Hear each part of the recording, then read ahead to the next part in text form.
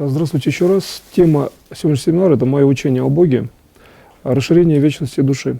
В данной теме я показываю, что душа вечная, которая имеет технологию как бы изначально, она может преобразовывать, во-первых, внешнее пространство в сторону вечности, и таким образом человек, уже тогда вечно живущий, находится как бы в естественной среде.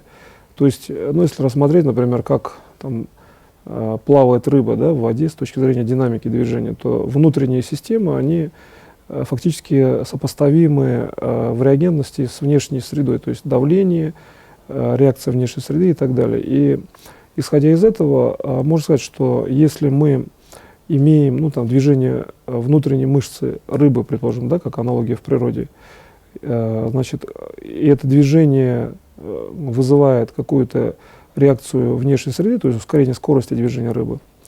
Например, каким-то образом изгибается чешуя рыбы и так далее. И за счет этого мы можем видеть, ну, на таком, в общем-то, схематичном примере, что существует явление, которые, если, предположим, перенести, да, структуру, как делает Бог, он может переносить структуру управления из однотипных объектов в структуру внутренней реальности. То есть любой однотипный объект может служить началом фундаментальной реальности. Например, рассмотреть фундаментальный мир, и можно сказать, что это есть проекция более простого явления, да, внешнего или там, внутреннего. Получается, что здесь внутреннее как бы, состояние вечной души можно вывести во внешнюю среду. То есть фактически сделать структуру внешнего пространства вечным уровнем управления или там, развития. То есть сделать так, чтобы душа, которая находится, ну, фактически, так скажем, внутри человека, как ее может воспринимать человек, внутри физического тела человека, чтобы эта душа, она, значит, была практически такой же и вне физического тела. То есть ведь душа, она все равно вечная. С точки зрения именно, что ли, статуса вечности, абсолютно без разницы для души, где находиться, да, получается, внутри тела там, или извне, для самовосприятия души, так скажем.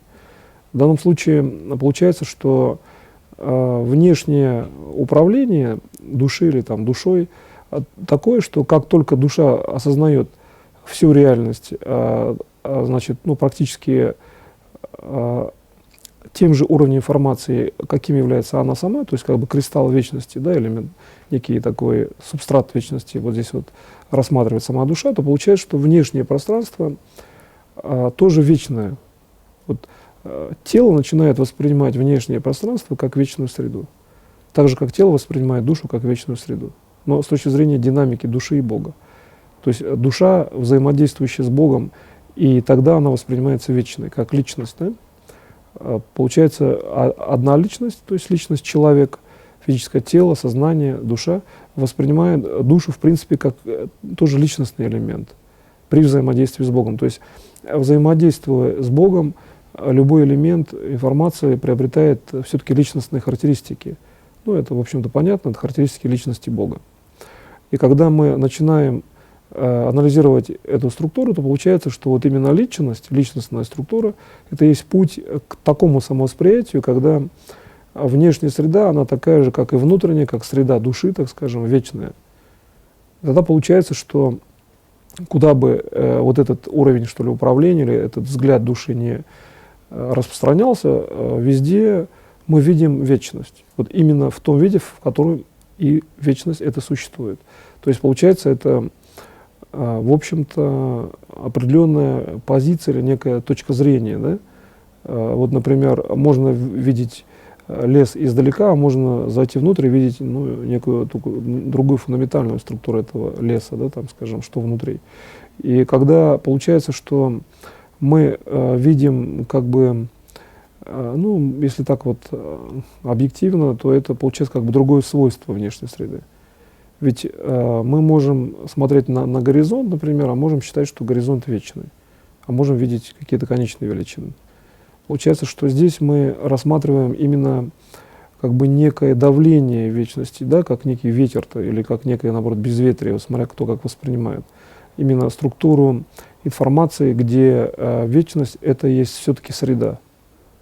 И вот когда мы эту среду начинаем уже визуализировать, здесь самым важным моментом является увидеть, где разница между душой, вашей душой, И вот этой внешней, ну как бы некой такой глыбой, что ли, вечности, это воспринимается как очень большой, вечный и достаточно, кстати, жесткий массив информации. И когда вы начинаете видеть разницу, то вот ваше физическое тело — это и есть разделитель, это и есть разница. И вот когда вы начинаете так смотреть на структуру информации, то получается, что проективные системы как бы со всего мира, все внешние там системы управления, то есть если мы имеем, скажем, весь внешний мир как информацию, ну, некую оптику, да, которая одновременно светит со всех сторон, то есть личностная структура свечения, внешний мир, и ваша личность где-то находится в огромном таком массиве информации, то получается, что управление личностью при том уровне, именно физическим телом, в первую очередь, при том уровне информации, значит, который как бы высвечивает на личность, управление не такая сложная задача. То есть, например, в таком большом массиве информации, конечно, есть силы, там, чтобы нормировать ситуацию. Да? Если у человека есть какие-то проблемы со здоровьем, значит, естественно, когда очень большое количество вечной информации, можно выровнять путем просто даже тем, что соприкосновение с этой системой дает вечную ткань. То есть человек выздоравливает, да, от как бы именно контактов. Вот здесь вот возникает элемент следующий. Для оздоровления в этой технологии нужно просто увидеть, рассмотреть как можно больше контактов вашего физического тела и вот этой информации вечности. Тогда получается, что вы фактически как бы входите в вечность, а реально тело начинает осознавать структуру вечного развития за счет технологий вашего восприятия и тела, и внешнего мира, получается. И вот здесь возникает уже задача именно внутреннего мира. У каждого есть внутри как бы в мышлении какие-то свои собственные задачи, и когда вы начинаете вот этот внутренний мир уже визуализировать, то получается видно, что сами задачи, вы их как бы создаете самостоятельно, вытягивая из структуры вечности. Ну, похоже на некий, так скажем, пластилин, условно или образно говоря, и вот эти фигуры начинают вытягиваться, ваши события. А пластилин — это вот эта вот среда, которая как бы прилипает к структуре вечности, и по сути она и есть вечность, ну как бы в таком автоморфном, что ли, в управляемом варианте, как некий уровень, из которого можно лепить события, да, фигуры. И получается, что когда вы начинаете личностный фактор видеть дальше и начинаете задаваться вопросом, а что есть личность вообще в структуре информации вечности? То есть как личность выглядит там? Получается, вот именно ваш волевой уровень, уровень творческий, там, духа, души, уровень именно развития, да, вашего личного вечности, это и есть уровень фактически индивидуальный, где душа, дух, сознание, физическое тело реализуют свою собственную концепцию будущего развития. И здесь вот структура вечности — это и есть ваш личный путь, то есть вот эта вся большая вечность находится внутри вашего творческого замысла фактически, по вашему вечному развитию. То есть внутри естественного состояния личности. То есть я вот сейчас как раз дал вот этот некий свет, кристаллик там, или даже большой кристалл, который находится в обычной динамике обычного сознания, любого причем человека. И когда вы начинаете эту структуру выводить уже на себя, то тогда ваши проблемы решаются достаточно быстро, потому что вы рассматриваете не просто как бы механические, вот можно взять элемент информации, найти структуру вечности в этой информации, а вы здесь понимаете, что внутри любой структуры существует вечная среда. И вот когда соединение вот этой вечной среды с вашим пониманием, с этой информацией, действия, вот именно вы видите это соединение как уже действие, то получается само действие — это и есть соединение любой системы вечности друг с другом. То есть что получается? Бог создал в данном уровне управления действие как соединение, как пересечение разных проективных систем вечности. И вот в этой теме как раз моего учения о Боге проще увидеть как раз-таки вечностную, что ли, структуру его дальнейшего развития. Вот почему в дальнейшем Бог всегда вечен. Вот если задуматься над этой ситуацией, то здесь получается он вечен, потому что вот именно проективная система всех событий выводит его как бы в уровень, ну, самого такого отдаленного от текущего уровня событий. То есть самое бесконечное событие, да, контролируется Богом. Но он еще дальше. То есть получается, что исходя из этого мы видим, хотя он близок, да, он присутствует здесь, он там, например, как человек может осуществлять любые действия. Другой вопрос, что он показывает управление таким образом, чтобы было понятно всем. Вот когда мы говорим о личности, он личность, да, вот может человек один сидеть за компьютером и делать какое-то управление, и в сети там интернет, например, в любой другой виртуальной сети видны действия, но сам человек при этом может быть воспринят как некий уровень действия, хотя это обычный человек. То же самое, не совсем в прямой аналогии, но тем не менее здесь получается, что когда мы рассматриваем вот личность Бога, как человека именно, то в этой личности достаточно просто там как бы находится, или естественно, даже нет никакой вот как бы принципиальной разницы между тем, что есть информация вечности и что есть информация конечной величины. Там только есть в стратегическом уровне отсутствие конечной величины, и все.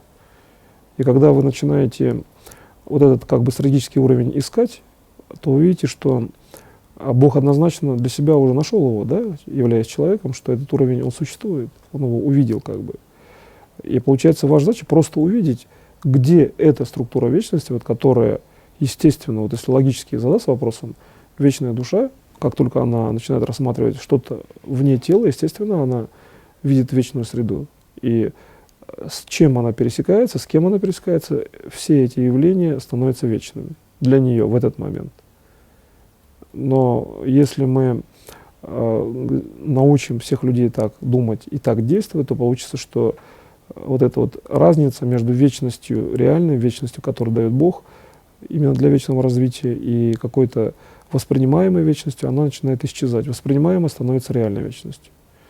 И когда вы видите вот этот статус, как у Бога восприятие — это есть реальность, восприятие вечности Богом говорит о том, что Он сам вечен, Он воспринимает сопоставимые величины для своего именно фактически вечного уровня развития, созидания. Получается, что мы можем по аналогии с этим увидеть, каким образом решать свои частные задачи в структуре именно вечной информации. И вот здесь, кстати, частные задачи очень четко выявляются. Если, предположим, нужно знать там, в зале, в городе или вообще в мире, какие существуют задачи, наиболее основные для вас сейчас, с точки зрения, например, там, всеобщего спасения, с точки зрения вообще ваших личных задач, то достаточно просто рассмотреть вечную конфигурацию мира. Просто посмотреть на какой-нибудь там уровень именно оптической вечности.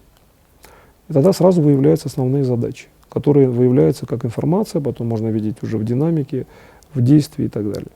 И получается, что мы имеем вечность именно как систему уже действия, когда статичная, то есть фактически неподвижная, как бы в кавычках, да, вечность дает динамику в виде знаний. То есть достаточно как на сопоставительный уровень обратить внимание на вечности, мы имеем динамику. Хотя это, по сути, многосложное понять, потому что вам приходится еще создавать систему. И здесь получается, что, исходя из этого, вы участвуете еще так же, как делает создатель, значит, именно как бы в обобщенном понимании создатель, любой человек, создатель Бог и так далее. Создание как элемент природной реальности, то есть нечто создавать, да, создающее. И когда вы начинаете видеть в структуре создания элемент вечности, то вы видите, что личность умеет объединять, там, вести за собой, передавать знания именно в том аспекте, как бы без слов даже, да, без слов в основном, именно уровень прямой передачи. И вот механизм передачи знаний в структуре вечности — это именно сама вот эта вот форма или там глыба. По структуре, кстати, диагностической, именно оптической, это как некая глыба льда, даже вот по логике, как бы где-то, например, там в сумерках. То есть да, информативно определяется даже так вот структура. Чем дальше вещь, тем более насыщеннее тома, как бы некие такие даже, как бы похожие на, как бы, если брать информацию в книгах и брать некие как просто тома книги, и посмотреть, как они выглядят в структуре вечности, то вот эти вот насыщенные именно вечностью как бы тома книги. Вот если брать том книги, который давно лежит, да, на полках, и посмотреть информацию вечности, то можно видеть вообще вот это вот сияние такое вот возле непосредственно тома, синевато такое, серое. И отсюда, чтобы получить, например, структуру серебристого управляющего цвета, Нужно просто сконструировать структуру в точке управления, то есть узловую мысль этой системы. Найти книги, да? Получается вот рычажный принцип, вы сразу опознаете, что здесь. В принципе, вы когда смотрите по книгам, все равно же вы сразу опознаете, в общем-то. У вас сформируется все равно какое-то мнение по поводу этих книг. Вы как-то же опознаете, получается, что основную квинтэссенцию книги вы где-то видите. И вообще любой информации, не только книги. И вот этот уровень постоянного, как бы, синхронного опознания, или, так скажем, значит, некого уровня, куда стекается какая-то квинтэссенция, что ли, для вас в этот момент. Если посмотреть, вот как она вообще течет, эта информация, это есть структура, в принципе, как раз-таки такая, что по стенкам, как бы, вечности стекает знание об этой книге. То есть взаимодействие происходит с уровнем, где платформа является форма вечности, и вот по этой форме двигаются, как бы, информативно содержащие системы. Здесь можно углубиться вообще в понимание, что есть тогда информация, как она распределяется, но это уже будет такой теоретический аспект управления. В данном случае желательно видеть аспект прикладной, то есть свет именно, управление светооптикой в данном случае. И когда вы начинаете видеть, как стекает вот эта вот среда, которая характеризует какой-то объект, да, или управление в какую-то точку, то получается, что вечность, вообще говоря, на уровне, как бы, отдаленного восприятия, это есть сток каких-то событий. Вот если все события мира спроецировать на вечность, они конструируются, и получается действие Бога по отношению ко всем событиям, как бы наоборот, да? Струя Бога, линии Бога, или вот эти вот света уровни Бога. И видно, почему в структуре вечности именно уровень Бога отделен все-таки. Бог, изначально дающий живую, вечную структуру развития, здесь вечность — это есть сама жизнь. Вот здесь вот у Бога именно вечная жизнь — это есть фактически понятие вечности или понятие центральной вечности. А структура, например, управления, ну, как таковая, да, восприятие человека, мы можем сказать, что да, явление вечно. Это как бы уже получается, ну, некий такой природный, объективизированный аспект управления, некая информация, которая существует как вечная среда, но ведь человек, по сути-то, может гарантировать, так скажем, на уровне духовном, по крайней мере, сразу, что когда он вечный, он может сказать, что мир, да, вечный. А что там дальше в этом мире, который он воспринимает, он может, да, сказать, что мир вечный, но ведь как это доказать? Он может доказать, если он будет вечным. И когда он уже знает, вот именно когда он идет по уровню сопоставления, вот как бы переносит свойства вечности во внешнюю среду, то получается, он в принципе решает, человек, собственно, свою же собственную задачу. Он всего лишь навсего структуру вечности как бы делает объективизированной для себя. То есть он смотрит на свою же структуру вечности и смотрит, он ее начинает опознавать. Это даже некий такой, знаете, момент как бы узнавания в хорошем понимании, что данное узнавание приносит всегда решение. Решение очень часто сложных задач, очень тонких задач, которые часто длятся годами, там, ассоциативно на каких-то как бы единственных или, может быть, разовых каких-то признаках строится управление. Например, много лет назад у вас был образ, а потом вы этот образ, ну, как бы храните в памяти, а потом вот этот образ, который где-то тонко проходит в вашей информации, если он сопоставим со структурой вечности, то есть в нужном месте он появился, вы знаете, что все будет в порядке, хотя ситуация, например, сложная, да? То есть можно управлять. Почему я говорю, что здесь сразу же есть знание информации. И здесь, в принципе, достаточно важно, что именно структура знания информации — это очень важный элемент. И вот здесь вот знание — это есть правильное поведение, как бы. Вот очень важно в системе управления понимать, что вы себя ведете правильно. Потому что когда вы понимаете, что вы себя ведете правильно, и от этого оптимальные, да, ваши события складываются, то вам не обязательно, ну, например, там, перепроверять какие-то каналы информации. Вам не обязательно переживать, да?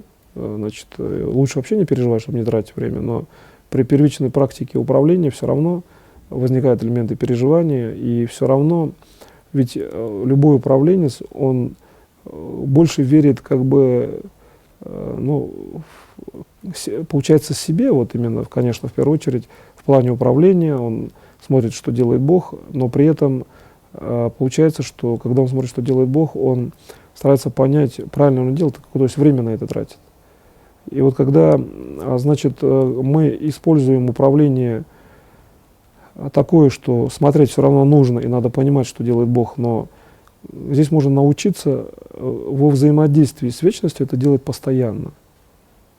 И вот тогда поведение будет естественным, ну, например, там, как лыжник, который там, ощущает, или там, борец, какие-то движения, любой, в общем-то, спортсмен, который натренировал управление, или не обязательно спортсмен, а кто хорошо знает материал, да, кто управляет через мышление, когда вот эти вот элементы, именно фактические, ну, некие такие системы мышления, большие массивы становятся управляемы, потому что вы как бы вскользь между ними двигаетесь в управлении. И когда вы начинаете эту структуру видеть, вот здесь возникает основной аспект, где будущее вы начинаете строить. То есть вот где в управлении здесь есть построение, да, когда можно просто увидеть, можно себя правильно вести. Так вот, на уровне бесконечной информации вы все равно должны строить. И вот здесь возникает аспект, что бесконечная система информации, вечная, она фактически вас приводит к задачам вашей собственной жизни. То есть, получается, вы имеете задачи не только потому, что вы их там придумали, например. Вы видите, что как бы проективная внешняя среда, есть свойства внешней среды, значит, которая фактически, ну, как бы ставит, что ли, задачи. Она их имеет тоже, эти задачи, но что значит ставить? В кавычках, да, во многом, но не всегда, потому что есть люди, которые просто ставят задачи. Если это не человек, то это внешняя как бы система, ну, неких обстоятельств, тогда в основном видно, что управление осуществляет сам человек. И когда вы входите в структуру вечности, и вот есть множество обстоятельств, как бы обстоятельств, да, посмотрите на свою собственную душу. Почему душа фактически, ну, как бы реализовала вот этот уровень? И воспринять это можно за счет информации, идущей от вечности. Обратите внимание, что когда, ну, даже сложная ситуация, человек часто спокоен, потому что он, ну, не делает каких-то там необдуманных, например, поступков, он может быть спокоен, потому что вот эта вот структура вечности, информация, которая посылается к нему, да, это одновременно как бы и спокойствие, и в общем-то, гарантия того, что впереди будет все нормально, и он может сложную ситуацию воспринимать спокойно, потому что внешняя ситуация — это как бы, в общем-то, он сам. Но именно в вечном, что ли, таком уровне реализации, там, где действительно, вот правда, так она и построена, что вечная душа и вечный мир — это неразрывная система. В каждой структуре вечного мира есть обычная человеческая душа, его собственная. То есть, по сути, у человека вообще никакого разрыва нет. То есть, как бы вообще, с этой точки зрения, логика такая, что вот почему, например, человек тогда, имея такую характеристику в определенной позиции восприятия, да, имеет какие-то, значит, ну, проблемы, как бы, именно, которые относятся к понятиям конечных величин.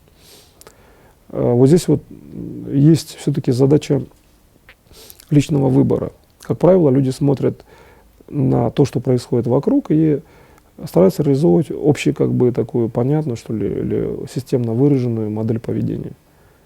Если человек перестраивает себя и живет на уровне именно расширения в вечность, то он живет просто вечно, потому что как только человек двигает волну расширения, он как бы в ней закручивается, как система ДНК построена. Значит, первичный импульс сознания все время выстраивается в спираль ДНК. То есть получается, что действие, статичная система показывает спиралевидное, там, иногда, может быть, это блоковое или пакетное развитие, но тем не менее мы можем в структуре как бы уже обычной материальной ткани, фактически, да, можем иметь позиции динамики. Есть ткань человека, есть ДНК, есть геностем, просто клетки, но мы можем видеть динамику. Вот мы видим, можем через там, микроскоп, например, да, но мы можем видеть за счет восприятия. И вот когда мы видим динамику света от как бы, ну, такой локальной ткани, то ясно, что стоит только нам характеристики этого света сделать во внешней реальности такими же, как, например, материальная система, то получается, что мы переводим структуру света в материальную ткань, как некая восьмерка, да, получается, не совсем там прямо стоящая. И получается, что таким образом мы получаем постоянный уровень связи материальная ткань, световая, то есть вечная ткань и так далее. И когда уже человек к этому привыкает, когда свечение, да, вечности и ткань для него это одно и то же, хотя бы ну, где-то там на каком-то уровне восприятия, в какой-то клетке, вот здесь он становится вечным. Причем реально возле него складываются так события, что как бы там ни происходили системы управления внешние, да, все равно он реализовывает свои дела так или иначе. Но, как правило, с лучшим вариантом, нежели бы, если бы он не рассматривал такую позицию. Именно вечного, да, развития, например. И дальше видно, что позиция вечного развития, это, вообще говоря, как абсолютная характеристика для бесконечного развития, для свойства души расширяться в вечность. Чтобы воспринять какой-то бесконечный горизонт, человек должен на душе это как бы смоделировать. Он должен сначала понять на уровне души, как вообще устроена реальность. Значит, именно та часть, в которую он смотрит физическим зрением. И вот обратите внимание, что, ну, предположим, если так вот поставить вопрос, почему в путешествиях часто вот люди, ну, испытывают определенное желание там идти дальше, испытывая некое сопротивление внешней среды, ну, то есть некое давление нарастает, да, на световое давление. То есть свет, в общем-то, фоновый на уровне управления, но существует какое-то следующее давление света, как именно большой массы света. Что есть вообще информация, там неизвестно. Это некое количество информации, некая масса света, в том числе, например, физического, увидеть что-то, например, да? И через физический свет мы воспринимаем неожиданность, то есть некое новое явление. Чтобы вообще, ну, с точки зрения Бога, как вообще создать неожиданность для Него самого? Это, значит, понятно, что взять большой массив информации, как некий большой шар, там, сферу, и, значит, четко зафиксировать это внимание на сфере, пока крутится это, ну, большой какой-то массив, вот этот вечный массив, например, взять и какое-то новое событие рассмотреть в совокупности с тем, что какое-то большое колесо крутится. Тогда можно сказать, что для этого большого колеса событие разовое, это событие, в принципе, абсолютно управляемое, и его можно сделать неожиданным. То есть, получается, с этой точки зрения, неожиданное событие – это элемент как бы абсолютного управления со стороны внешней среды, да? Со стороны внешней информации. Ну, такая своеобразная позиция объяснения в данном случае здесь, тем не менее, просто логически это так. И получается, чтобы неожиданные системы были управляемы, нам нужно сделать так, чтобы все, ну, как бы большие массивы информации, вот, из которых может что-то неожиданное как бы возникнуть, они были абсолютно контролируемы с точки зрения вашей личности. То есть свет, идущий от вашей личности, должен где-то там стыковаться, или, там, подпирать или что-то вот как-то реагировать с этим большим массивом информации и получать в любом случае полный контроль над любым массивом информации. То есть с точки зрения логики, вот почему все-таки опять же к теме о путешествии человек стремится в путешествие, раздвигает как бы этот свет, потому что он таким образом наращивает контроль за внешнее пространство. А по сути он как бы уходит вглубь себя. Вот логика такая, чем больше человек развивается, идет дальше, тем больше он накапливает информацию как бы внутри себя, да, получается. И чем больше он идет вширь, тем он как бы глубже развивается, получается, с точки зрения света, или там просто знания, или логически. И получается, что исходя из этого мы имеем следующий уровень, например, там, для лечения заболеваний у людей. Нужно просто как можно больше информации воспринять, там, внешней, чтобы информацию там, заболевания сделать информацию там, здоровья, как бы в этом месте. То есть как бы просто заполнить за счет того, что значит, вы воспринимаете большие массивы, и там есть нормы. И все в точке связи между вечными величинами, это как раз-таки физическое тело человека, вы просто берете, настраиваете восприятие на большие массивы, и все. Больше ничего делать не надо. Идет ну, какой-то серебристый, там, любого цвета, золотистый иногда, ну, светлые тона. Значит, системой распространяется света, которая фактически решают вопрос, ну, при вашем просто уровне внешнего контроля со стороны, например, души. То есть вы четко видите, что информация души, там, тело, сознание, часто это одна информация единого действия Бога, вашего действия и, например, действия вечного развития по отношению к вам. Ведь в данном случае вот я ввел такой несколько там, с определенным уровнем новизны, так скажем, элемент. Система внешнего развития по отношению к вам как некая информация управления внешнего.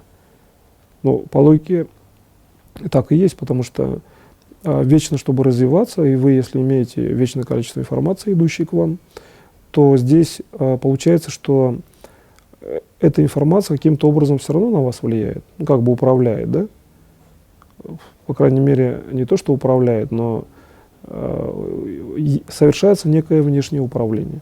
В общем-то, вашими задачами в том числе. И если там, в случае к Богу обратиться, это просто можно всегда обратиться, получить управление, совет, да, знания и так далее. От Бога всегда есть вечная жизнь реальная, то есть там это видно сразу, это происходит на человеческом уровне. Почему Бог одновременно и человек? Потому что здесь ясно тогда всем, что Бог человек, Он всегда дает всем вечное развитие, потому что Он уже себе дал такое. И получается, что тогда вот это вот именно вечное развитие, это просто путь Бога к себе, ну, где Он человек.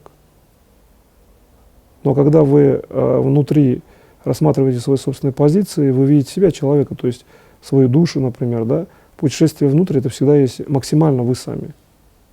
Получается, вот в этой позиции управления. Чтобы вообще сказать, как личность человека выглядит, как она развита вообще, как сделать, ну, например, там, такое управление, чтобы осознать, что есть человек для себя в данной позиции или вообще, вот, как личность. Человек может смотреть по сторонам долго, изучать знания, но все равно приходит к себе и осознает себя как личность. Где есть внешние знания, которые он осваивал, но он же в момент осознания смотрит на самого себя, опять же. То есть достаточно устойчиво посмотреть на себя, и вы имеете фактически, часто, вообще говоря, абсолютную, причем такую приближенную к идеалу норму событий в этот момент. Но в этот момент вы делаете так, как делает Бог для всего развития бесконечно, делаете там какой-то элемент времени, и получается, что дальше, как только вы смотрите на себя уже в следующий раз, вы же должны вот эту разницу ощутить. Вот один раз вы на себя посмотрели, на свою личность, потом встал второй раз, да, значит, надо сначала отвлечься как бы, потом опять посмотреть. То есть вы вводите некое такое искусственное, собственное действие. Вы себя оставляете без, например, там, контроля какое-то время в этом плане локальном, да, о котором я сказал, потом берете, смотрите опять. А чтобы себя оставить без контроля, чтобы сделать второе действие, надо же как бы отключить управление от этой оптики, где вы сами, ну, например, почему человек не воспринимает себя как, ну, постоянно там не задается вопросом и постоянно на это не отвечает, что вот его личность такая-то, он такой-то, такой-то, в абсолютном понимании. Точки зрения разные, значит, для кого-то этот человек является одной личностью, для другого человека там может быть другая точка зрения. Тогда получается, что человек прежде всего должен ценить и нести свою собственную точку зрения, да, своей собственной личности. И то же самое здесь.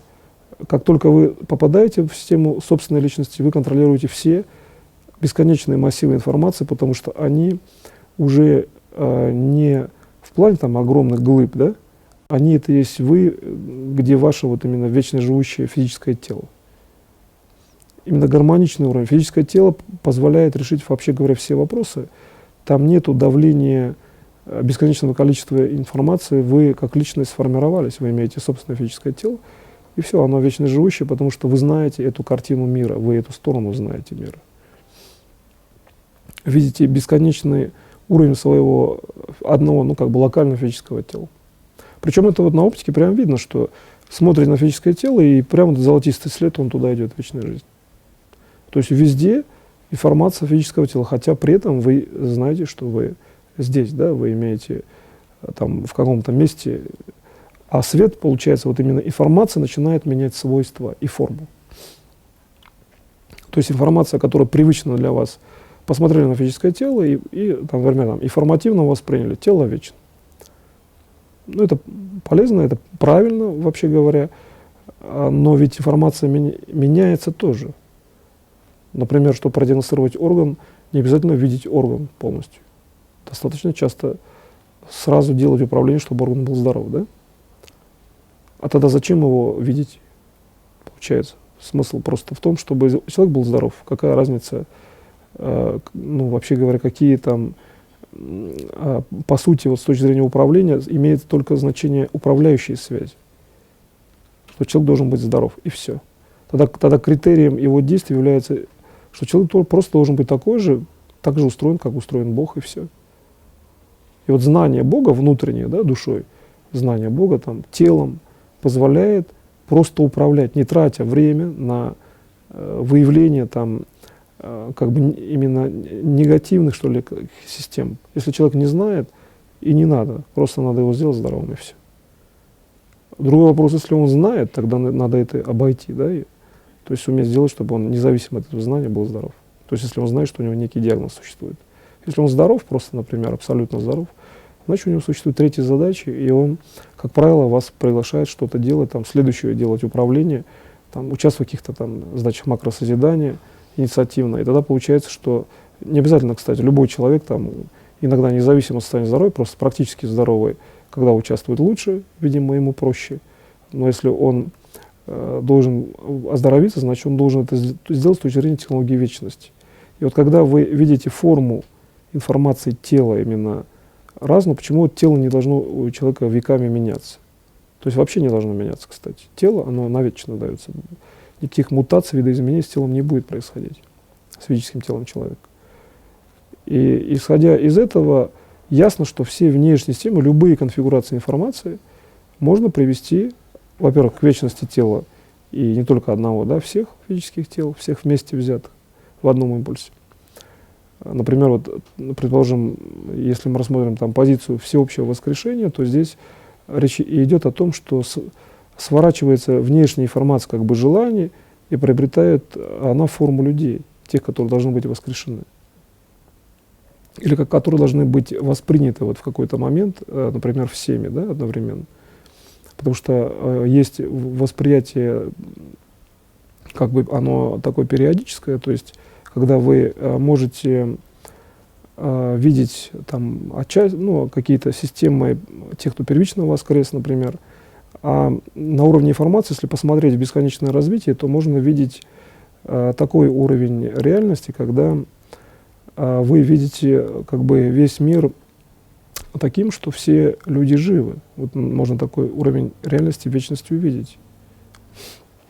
И получается, что здесь уровень именно как бы, ну, воскрешения, так скажем, он уже в той реальности, там нет такого понятия, а все равно все живы, причем все вечно живущие. То есть они воскресли, потом эта информация была как бы расформирована самим обществом, так скажем, да, в социальном порядке, и есть только вечно живущие люди. Вот просто посмотрите в такую реальность. Ее можно, например, на уровне управления каким-то образом создать, да, ее можно увидеть, но ведь всем понятно, что вечная система развития подразумевает обязательно восстановление любого элемента, более раннего. И поэтому там не только воскрешение, там восстановление, если нужно, любой травинки, какой-либо, когда-либо росшей вообще, любого созидательного объекта информации. И получается, вот, например, тогда понятно, что, например, почему, если ставить вопрос, почему добро всегда победит зло, да, вот в таком прямом варианте. Что массивы добра, они бесконечно огромные, а свет оттуда все равно идет сюда. Мир все равно развивается в структуру вечного развития. И если человек подумал, что есть вечное развитие, значит, да, конечно, вечное развитие есть, это уже информация. И тогда надо изучить объект мышления, получается. Но объект мышления дает сюда управление в нашу действительность. Получается, что мы можем сказать, что элемент, значит, развития вечности — это просто как бы гармония мышления даже. Именно, так скажем, ну, гармония, где есть учет факторов того, что любая мысль — это и есть реальность. И когда мы начинаем видеть это технологически, то есть, например, человек может там, за счет мышления, за счет управления технологиями сознания может восстановить ткань, да, например, там, может произвести воскрешение, может сделать какие-то управления там, техникой и так далее, то получается, что вся реальность, которая как бы находится на большом удалении от вас по времени, она как раз-таки от вас удаляется по определенной дороге, которая имеет определенную форму. И вот если эту форму мы начинаем переносить в структуру понимания, то эта форма — это и есть физическая реальность, обычная причем, вот по которой мы ходим, там, просто, там, например, там, земля, тротуары, дороги. И отсюда получается, что сформированная вот в проективном уровне реальность, по которой вы идете, это есть уровень вашего собственного управления, управления Бога, да, других людей. И здесь значит, сконфигурировать свои собственные события часто вообще не представляет вообще никаких проблем. Просто вот, например, там, если, предположим, мы имеем даже вот элементарную вещь, там, что-то нужно сделать в каком-то здании, ну, магазин просто даже. Он большой, там, например, да, многоэтажный. Взяли, сделали управление, и видно, как достаточно просто конфигурируется, то есть, как бы, там даже звеньев, вообще говоря, нет, там свет другой.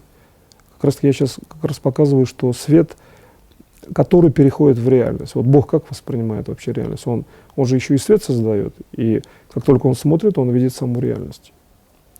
И надо же также научиться делать. Получается, надо уметь свет переводить в реальность, и более того, еще и создавать свет, по сути, но это как бы уже отдаленно стратегическая задача. Для проще как бы управления вот этот созданный свет считать, что он просто находится в бесконечности. Тогда проблем нет, он получается, что этот созданный в бесконечности свет, он уже и есть тот свет, который несет вам именно решение ваших задач. И значит, решение задач, то есть действие, да, это и есть свет бесконечности в том числе, причем в значительной степени. И когда мы начинаем внутри любого события вот, вырисовывать структуру действия, как внутри там, материальной ткани, да, там, ДНК, молекулы, атомы, межатомарный уровень и так далее, межгалактический уровень даже можно взять, мы видим, что существует уровень взаимодействия, где несущим, то есть звеньевым уровнем управления является определенный свет. Если явлений много, то вот именно расширение в сторону вечности — это и есть та динамика, которая воспринимается человеком как динамика как бы конечных событий, звеньевых событий. Вот конечная система — это некое звено, да? Некие опорно-шарнирные точки, это упрощение управления. Если вы, например, начинаете структуру вечности выводить в управление, и при этом сама структура вечности, например, да, вами управляема за счет просто вашей личности, то есть вы, ваша личность и вечность — это как бы органичные такие понятия, для вас нет вот этой как бы большой глыбы, да, информации, большого массива. Для вас это естественно. Ну, вот, например, если там рыцарь одевает латы, ему надо просто привыкнуть, он потом их не замечает. И получается, что здесь как бы примерно такой же принцип, что ли, в управленческой среде. Сначала вы с этими глыбами работаете, потом вы начинаете к ним привыкать, а потом это для вас естественно, вы их вообще не замечаете. Вот в естественном состоянии человек не замечает, вообще говоря, не обращает внимания. Я в данном случае дал технологию, когда вы эту реальность видите, вы должны прийти опять к обычному состоянию через технологический уровень управления. Но вы знаете, что вы тогда уже находитесь в вечности в естественном уровне. Тогда получается, на уровне естественного управления всегда есть решение задач позитивно для вас. Всегда. И вот когда вы вот этот уровень, ну, некий такой, как луч выглядит, очень яркий, значит, ну, он не то, что светом яркий, а по содержанию знания, так скажем, да? И когда вы в этом луче, там бесконечное количество действий происходит. Видите, что вы всегда решите свою задачу, то, в принципе, это мощный механизм управления. Это, по сути, вообще говоря, методология и точность решения задачи. И вот когда вы уже научитесь вот этот уровень подводить к себе, этот луч, то получается, что управление любой средой, то есть развитие в сторону вечности, это ваше естественное состояние, которое при необходимости реализует вот этот концентрированный луч управления. То есть в обычных условиях вы можете, ну, собственно говоря, управлять на уровне как бы любых систем, которые вам нужны, а в случаях, если вам нужно именно структуру вечности как бы продвинуть, да, вперед, вот, ну, есть вот вечное развитие информации, некий свет вечности. Он выглядит как свет, как событие. И вам же нужно еще уметь эту структуру событий, как жесткую систему, часто даже продвинуть. Вот представьте, вот есть там какой-то элемент, ну, например, можно даже взять и рассмотреть в конечной величине. Хотя на самом деле это будет луч там, или там просто прямая бесконечная линия, но тем не менее мы какой-то элемент можем рассмотреть, как вот элемент, где свет начинает загибаться. И вот это вот сжатие света, именно изгиб некий, да, это есть тело человека так, как вы хотели бы его знать, например, сполна, вплоть до клетки, там, до каждой там мышцы, любая ткань просто. Вот посмотрите внимательно, что можно увидеть, как, например, там собрать костную ткань. И в чем разница над тем, чтобы там, например, построить мышцу. Мышца строится в удаленном свете, а костная ткань в приближенном свете. Опорная система, да, опорно-двигательная. Почему костная ткань опорно-двигательная? И почему Бог создал именно такую систему гравитации? Потому что в сознании это конкретное место, конкретное место. То есть изначальный статус сознания можно увидеть, как вообще в структуре сознания каждая мышца, там, да, каждая клетка функционирует. И тогда вы начинаете привыкать к структуре как бы управления любой системой. То есть вам в будущем опять, когда вы потренируетесь, попрактикуете, вам не нужно будет искать каждую клетку. Вы захотели сделать управление, перед вами сразу возникла та клетка, которая вам нужна в этом месте. И когда вы начинаете эту систему, ну, как бы вырисовывать, что ли, в управлении, там же речь не только о клетках, там, большинство людей совершенно имеют здоровые клетки, по крайней мере, там нет каких-то опасных как бы патологий, и получается, что здесь речь идет о том, что просто в конечном итоге вы видите события, которые благоприятно складываются для вас, и вы эту информацию понимаете на уровне тела, да, на уровне том, на котором понимает это Бог. И вот как только вы приходите к такому пониманию, то вот именно расширение вечности в данной технологии, в данном именно семинаре сегодняшнем, получается, что здесь вы, вот понятно, там сегодняшнем можете развить там бесконечную систему знаний, увидеть, как структура расширяется бесконечно, там, хотя это все равно сегодняшний, да, есть форма слова «сегодня», но идет развитие бесконечности. То есть свет единичного понятия в этой системе имеет бесконечное развитие. И вы тогда видите, что вот все проективные системы знаний, которые есть у всех систем, не обязательно даже у людей, там, у клеток даже, вот, да, набранный опыт, каких-то молекул, там, все созидательные знания там, позитивного развития — это достаточно мощная конфигурация знаний, которая не сразу там, определяема, видна, но при определенном там, посвящении, так скажем, человека, он может видеть те связи, которые доступны именно с точки зрения там, построения макрогалактики и микрогалактики, например, да, одновременно макро- и микроуровня.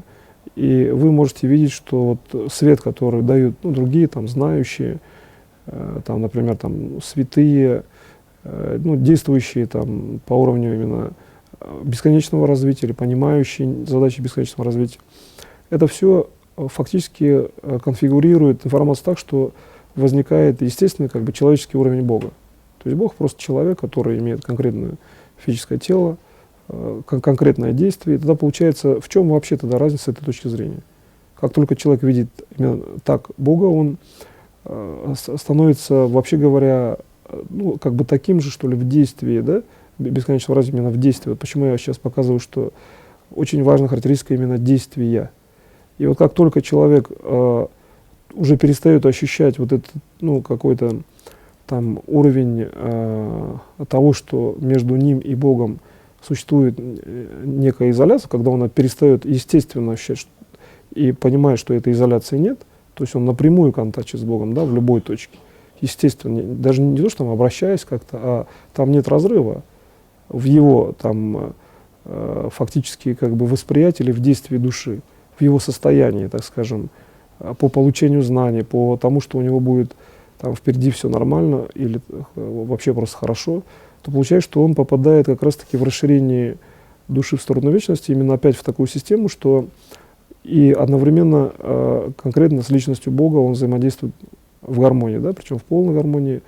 И получается тогда вы получаете уже то, что вы сами ставите задачи, сами же их обязательно решаете. Все созидательные задачи тогда решаются абсолютно точно именно вами, вы можете даже фиксировать время. И вот в этой вот достаточно узловой такой, ну, достаточно свободной позиции, да, вот постарайтесь это управление реализовать уже в сегодняшнем семинаре, то есть вечность в сторону вечности восприятия, в сторону Бога, это единая вечность вашего свободного состояния, где вы реализовываете любое управление. Тогда управление действительно осуществляется часто даже как бы само собой. Вот достаточно сделать мысль управляющую, поставить задачу, она реализовывается. Но в этом и есть сила вот такого управления. На сегодня я заканчиваю сегодняшний семинар. Спасибо большое за внимание.